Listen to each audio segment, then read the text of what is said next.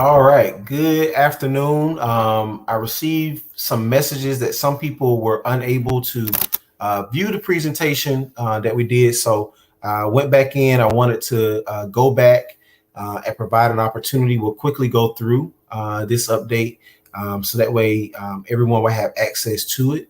Someone told me that the link said that it was private. Not exactly sure how that happened.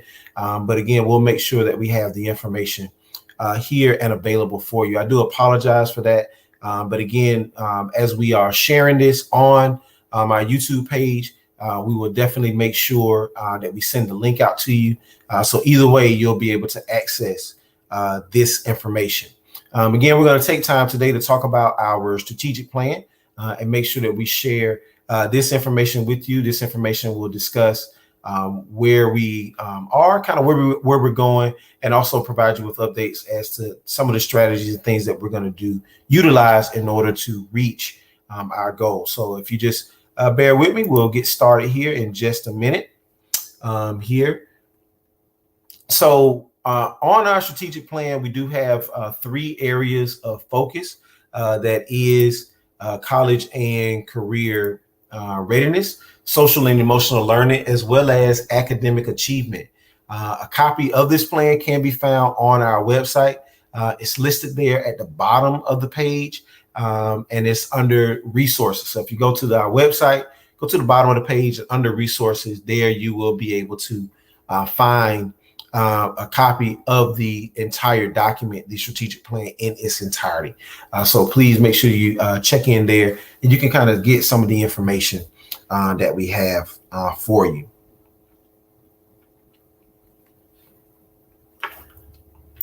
Couple of reminders that we have for you just before we get started with the presentation. If you would, just keep in mind that the FAFSA application is available for you. This is for our seniors, and if we have some of our parents who even have students that are in college now, the FAFSA application is available for you. You can go in and complete that. The sooner you complete the FAFSA, the easier things are going to be for you. You'll have better access in order to, find more resources that will make the college experience a bit easier for you. So again, that FAFSA application is available now for you to view. Also, the Ready to Work Job Fair will take place tomorrow. Ready to Work Job Fair will take place tomorrow. We have a number of students that are going to be going to the Savannah Mall tomorrow.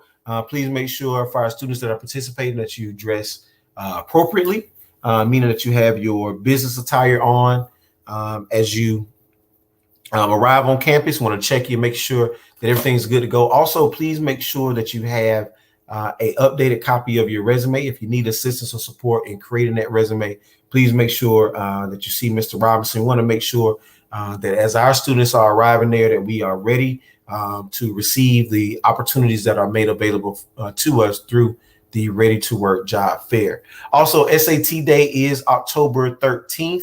SAT Day is October 13th. We'll speak a little bit more about that as we go through the presentation today, but just save that date of October 13th. Also, report cards will be issued electronically on the 15th. Again, students will not receive the paper report cards, so please make sure you're able to log into PowerSchool. Your report cards will be placed there. And please make sure your email addresses are updated, as there'll be another way in which you can receive regular updates regarding your students' academic performance. The vaccination clinic will be open on October 15th. We do have a link there for you to register for the vaccination clinic on the 15th. So we're hoping that everyone, if you're interested in getting that vaccination, please make sure that you're registered. We're fortunate enough to have the opportunity to have the clinic on campus.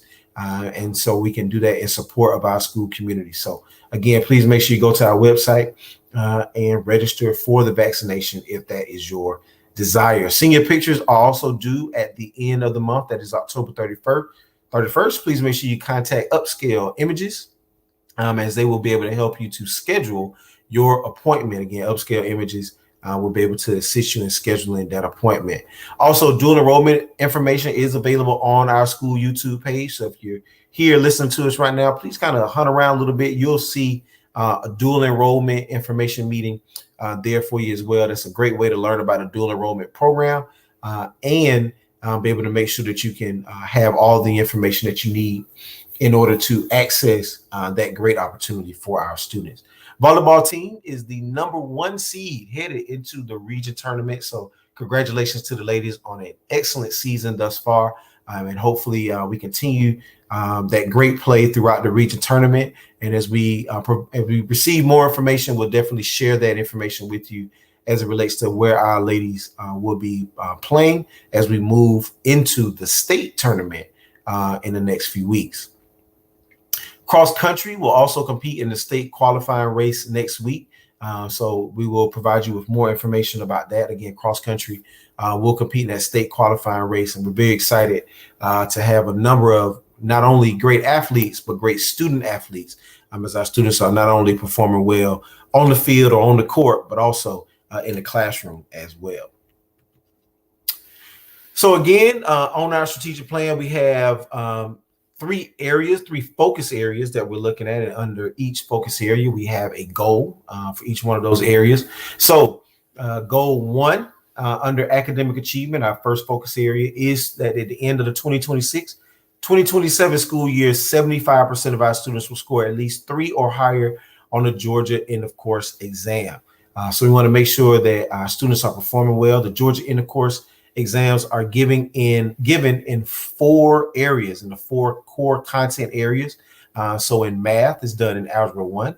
In English, it's done in American Literature. In science, it's done in biology. And in social studies, that test is administered in the U.S. history class.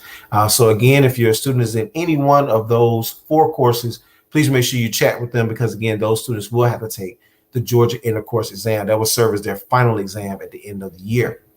Also, at the end of that same time frame, our students will increase their Lexile scores to a 1450 school-wide. So the Lexile scores, we've been able to do our own research, and we found that we see a correlation between how our students are performing with Lexiles and with their other exams. Now, that's just not only the Georgia Milestones, but it's also SAT, ACT, as well as they're in the pathway assessments as well. So we want to make sure we get that Lexile score as high as we possibly can for our students. And the state measures that for us as the students take the American Literature exam. So we'll be looking at that closely as we move throughout the year. Also, at the end of the school year, our goal for this year is to increase our performance on the EOCT by 6%. Based on how our students perform in the 2018-2019 school year. Now, the reason that we're looking at the 2018-2019 school year as our baseline is because that was the last year that our students were in school for a full academic year. If you recall, the 2019-2020 school year was cut short. Again, we made that transition in March of 2020 in order to go to virtual instruction. And then the 2020-2021 school year, most of our students conducted that year in a virtual environment.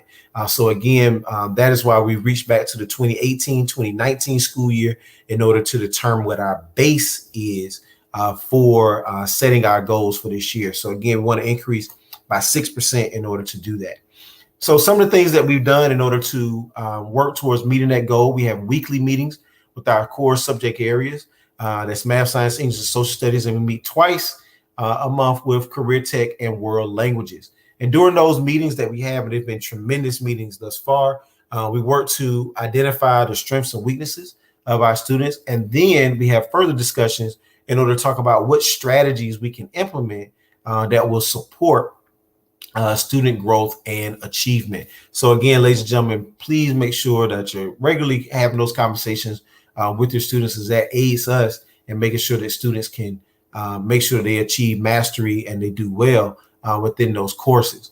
Now, some of the areas that we've identified just through our meetings was in the English area. We looked at narrative writing. That's been an area of focus for our English teachers and something that our students will see. Also in economics, the various types of economies that students have. That's been an area of growth for our students. In biology, again, a tested subject. for us for this upcoming year. Photosynthesis and cell respiration has been an area of focus for our teachers, and something that we're really kind of harping on with our students. Also, fractions and integers have been an area of growth for students in our math classes as well. So again, those are the focus areas. If you could just talk with your students if they have any one of those courses and assist us in making sure that we can help our students to overcome those challenges that they may be facing. Also, CTAE has been focusing on safety in our career tech classes. As you can imagine, as our students have been transitioning back into the school year, safety has been a key piece for our instructors as students are moving into the labs. So again, they're moving around with the heavy machinery and new equipment. We want to make sure that they're doing so safely. So safety has been a focus point for us at the beginning of the school year. Again, as we talked about Lexile scores, we've seen a correlation with how our students have performed with Lexiles against some of the other areas. And so we're utilizing a program called LightSail in order to measure Lexile and also to strengthen Lexiles as well. And so we will begin giving those assessments through our English language arts classes for our students. However, we will be implementing activities throughout all of our classes and our advisement period in order to increase those Lexile levels. And we've even begun recognizing our Lexile leaders as well. So as our students have reached those thresholds, we have been taking their names and putting them on those stars that you see there. And it's prominently displayed in our atrium. So as students are moving throughout the day, they have an opportunity to see their names. If students have any questions, they want to learn a little bit more about Lexiles, they want to know what their Lexile is, please make sure that they stop by and speak with their English teacher or any English teacher, and they'll be able to assist them in understanding what their Lexiles are, as well as finding ways to strengthen it as well. So our next area is college and career readiness. And there we have 3 goals in that area. And the first goal is at the end of the 2026-2027 school year, we want 100 of our students to successfully enroll and complete at least one AP advanced placement or dual enrollment class. So please make sure that as your student is starting to think about, some of those courses and things that they can do, please make sure that they are considering the AP or dual enrollment option. Again, we want 100% of our students to not only enroll, but successfully complete at least one of those courses. Again, our next goal 4, is at the same time period, we want 100% of our students to successfully pass one end of pathway exam. So as you can see, we want to make sure our students are ready for college and careers. We want to make sure that they have the tools necessary to be successful upon graduation. So we have 100% of them successfully passing one end of pathway exam. Goal 5 talks about where we want to go with our SAT score. Again, we'll speak to that about that a little bit later. But our goal is that our students will average a 1,300 on the SAT. That's a very ambitious goal, but we don't want to set low goals for our students. We have very high expectations for our students. And so we're shooting for a 1,300 average score for our students on the SAT. We've got some things in place in order to make sure that we're working towards meeting that goal. And so our goal for this year is at the end of this school year, we want to increase our performance on our end of pathway assessments. Our baseline, again, was from the 2018-2019 school year, because that was the last year in which we had a full academic year with our students in the building. And want to increase by 6% in that area as well. We want to move from 76 up to 82%. Some of the things that we've done here, our school counselors have begun conducting grade level nights.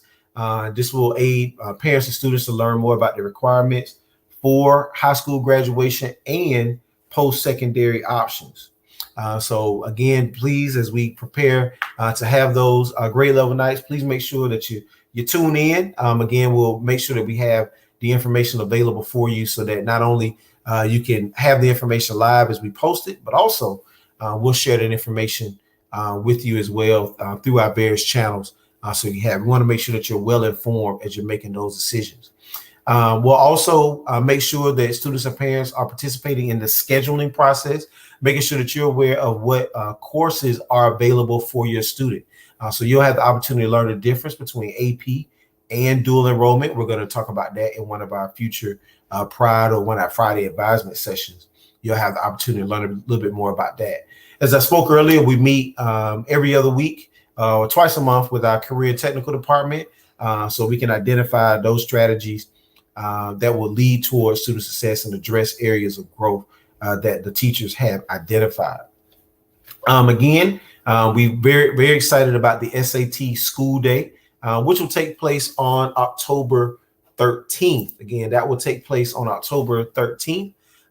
This is a great opportunity that our seniors will have an opportunity to take the SAT on campus.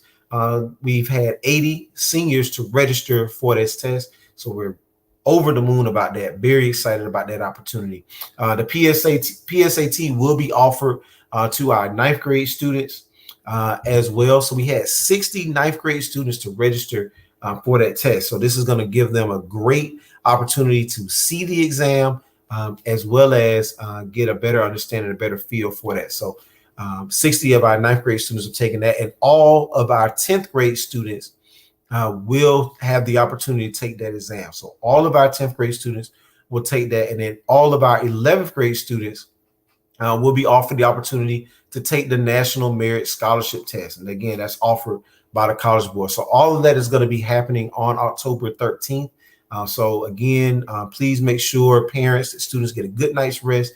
They're ready to go. That's going to be a big day on our school campuses. Again, we're going to be able to utilize that information in order to help us guide and structure programs for our students. Again, for our 11th grade students, they'll have the opportunity to earn scholarships based on their performance. Our 9th and 10th grade students, based on their performance, they'll have the opportunity to place themselves in front of some colleges that may be interested. And then for our seniors, again, the SAT is being used in order to determine admission status for them. So again, this is a great opportunity for them.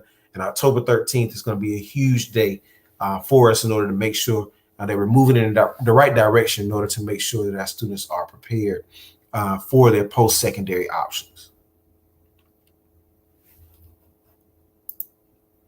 Our next area of focus is social and emotional learning. So we have two goals there.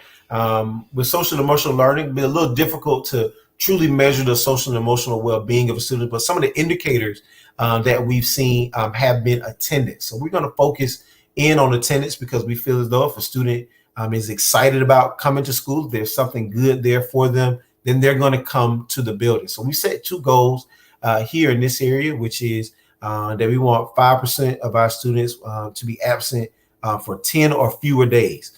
So we want to make sure that our students are on time and present to class as we look to set that goal. And then also our next goal and our final goal as we look at our strategic plan is at the end of the 2026-2027 school year, we want to make sure that we achieve a 5-star school climate rating. And this is measured by the Georgia Department of Education. This will be looking at a survey that our students will be taking. And as a result of that survey, we're going to be looking at a number of things. It looks at student safety, looks at attendance, not only attendance of our students, but our faculty and staff as well. Also asking them questions about the climate. And then the Georgia Department of Education will then produce and make us aware of what our school climate rating is. So we're going to be monitoring that very closely over the next couple of years when students get a chance to take that survey. One of the updates that we have is that we've implemented our Friday Pride sessions, our advisement activities for our students. And to date, we've conducted 9 activities for our students. We focus on a number of different things. We've had a resume workshop for our students. We've done a heavy focus on college readiness, making sure our students are ready for post-secondary options that they may have. Also, we've conducted a session on social media and making sure our students are good stewards of social media and are good consumers and producers of social media as well. We've also spent some time on goal setting, helping our students to set goals. That was one of the first things that we looked at for our students. And so being able to utilize our Friday Pride sessions, our advisement activities have allowed the opportunity for our students to get additional support that they may not have gotten inside of a traditional classroom. Also, the Pride sessions are done where students are going to be working in cohorts. So they're going to be working within that group throughout the entire time that they're at Woodville, which will then allow for some bonds to be created, not only between the students, but with the teachers, and it provides our students with the opportunity to know at least one person in the building as they, again, continue to move from 9th grade all the way through 12th grade. We held our first student senate meeting. We did that on September 1st. So we got some really great feedback at that time. We've elected new student senators, grades 9 through 11. They were elected on September 17th, and our senior class officers were elected on September 24th. So we're going to be scheduling a meeting with them fairly soon, and we'll begin our rotation of where we're going to have our student senate meeting. So again, we're very excited about the opportunity to not only have these activities, but also get feedback from our student body and our student leaders to learn more about what things will make the school environment, the school climate better for them. Also, we have a partnership with Georgia Southern. This actually started last school year. We were able to kind of move into this partnership with them, and we were awarded a grant. And through this grant, we've been participating in a social norming campaign, which is aimed at building student decision making, helping them make stronger, better decisions, and as well as reducing their involvement with drugs and alcohol. And so our students have taken a number of surveys. We did our first survey for this school year during one of our advisement sessions. So students had an opportunity to take that survey. We're going to use that information in order to better create more activities for our students. And our students also received some items as well. Some of your students may have received a portable charger. Some of them received a notebook. Some of them received a flashlight in order to, kind of reinforce the message that we want from them. You'll also notice as you come on campus, many of you, whether you park in the front or you drop off in the front or in the back, you'll see the flags that are there. That's one of the items that we were able to receive from the grant. And our theme is that we're asking our students to take charge. So we want our students to take charge of their lives, take charge of the decisions that they make so they can be better equipped to be successful in their lives. The program, got great news. The program has been extended another year. So we're actually now going through the process of planning additional activities and finding additional resources that will support not only our students, but our entire school community. Our next area is attendance and what we're looking at here. And we know that this year is going to be challenging. We found out as we kind of rolled into the school year about some of the challenges that we were going to face with transportation. And we're so grateful for our parents who've taken the opportunity. And we know that this has been a sacrifice that many of you have made to get your students to campus. And so we really appreciate it. Thank you for everything that you've done in order to make that possible for your students. Nothing makes us happier than to have our students coming in the building and to provide instruction for them. It just lights us up in order to be able to know that our students have had the opportunity to come on campus. We also know that we're facing, the remnants and not even really the remnants, but just still facing the impact of COVID-19 and what that means for our students and for our families. So we recognize that those two things in particular have made this year a challenge, particularly as we speak, or specifically as we speak to attendance. But we want to let you know that our evidence shows that students who regularly attend school perform better in the classroom. And I think that we all know that. And so what we've done is we've created a school attendance team, and our team meets weekly to review those trends and look at attendance and see what is it that's going on with our students. And a lot of times we were able to pinpoint different things that our students may be facing some challenges and be able to provide support for them. So our attendance team meetings have been amazing in what we've been able to do and get out of those meetings and the ways in which we've been able to support our students. A couple of things that we want to make you aware of and things that we really want to focus on as we go forward is our students' arrival to school. So we've had 93 students already who have been late to school 5 or more times. So we want to do everything we can to not get that number any higher. We want that number to stay at that number, meaning that all of our students are arriving to school on time. And we're currently averaging 140 students per week for the last 3 weeks, 140 students who are late to first period. So please help us in order to make sure that your students are arriving on time. This helps us so much when we know that our students can get to school on time. So if it's getting up just a few minutes earlier, please help us to do that. Again, we really appreciate everything that you as parents are doing in order to make that sacrifice in order to bring your students to school. But again, those 5 minutes, those 10 minutes, over time, they make a huge difference with our students. If you add that up over a semester, 5 minutes every day makes a huge difference in our students and can make a tremendous impact in whether or not a student is really understanding or maybe slightly behind some of their classmates. So please help us in order to do that. Also, one of the things that we really need your assistance and support with is that if students have missed a day, please make sure that as they return, that they bring a note.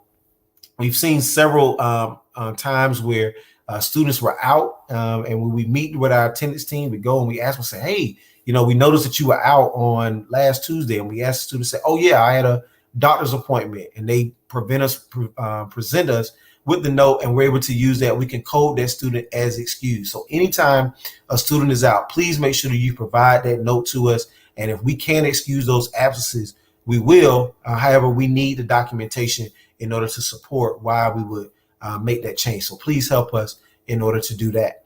Also, once we begin meeting with our student senate, we're going to develop an incentive program that will incentivize our students to get to school and to be there on time. So please be on the lookout for that. Again, we're going to be meeting with our student senate in the next couple of weeks in order to kind of sit down and chat and talk about some of those incentives that we'll have going forward to assist them.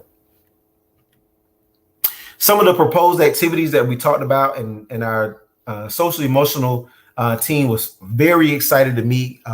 This is a lively group, and they really wanted to make sure that we emphasize that we're looking at creating some different activities for our students that will allow for them not only to have a great time academically, but also a great time socially. We recognize that high school is one of those formative times in a student's life, and being able to interact with their peers and being able to have fun while they're there also improves the students' overall performance in the classroom as well. So these are some of the activities that our social emotional learning team have come up with. One of the things they talked about was creating a lip sync battle, spirit days, spirit week, and even a talent show as well for our students. So as we continue to develop some of those activities, just be on the lookout for those announcements as they'll come through. And our school counselors have also come together and come up with some different ideas as well. So just be mindful of that. We'll, of course, make you guys aware of what's happening and what's going on so that you can plan accordingly.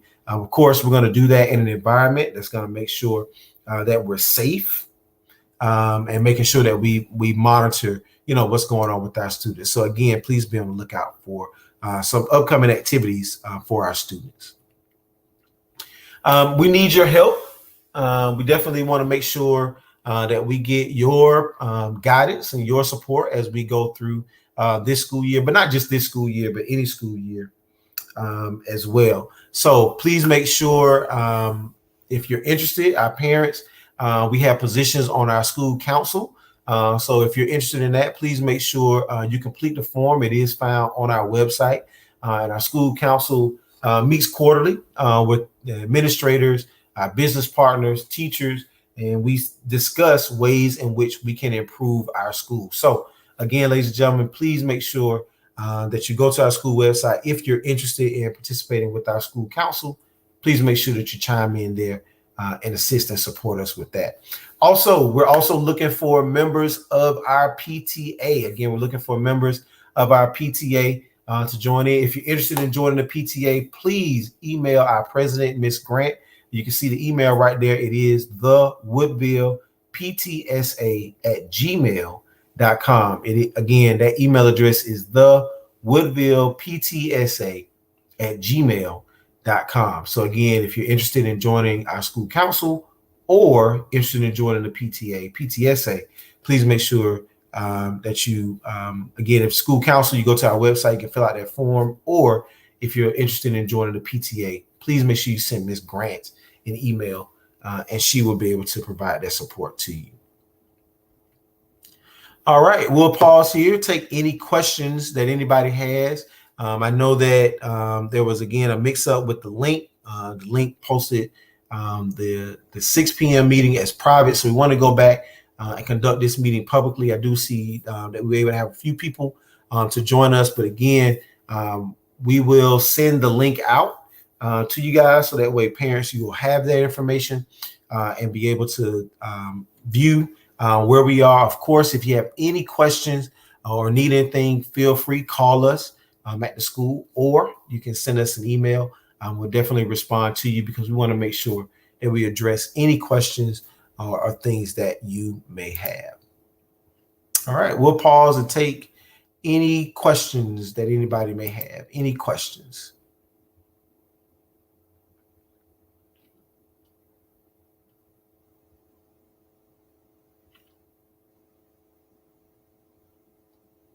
All right, not seeing any questions here. Again, just want to make sure that I share that, we are always looking for our parents to be involved in what's happening, what's going on campus. So again, if you're interested in joining our school council, again, the information is there. You can go to our website, the application or the link is there, can give you more information, let you know what you need to do for our school council. And if you're interested in joining our PTA, please email Ms. Grant, our PTA president.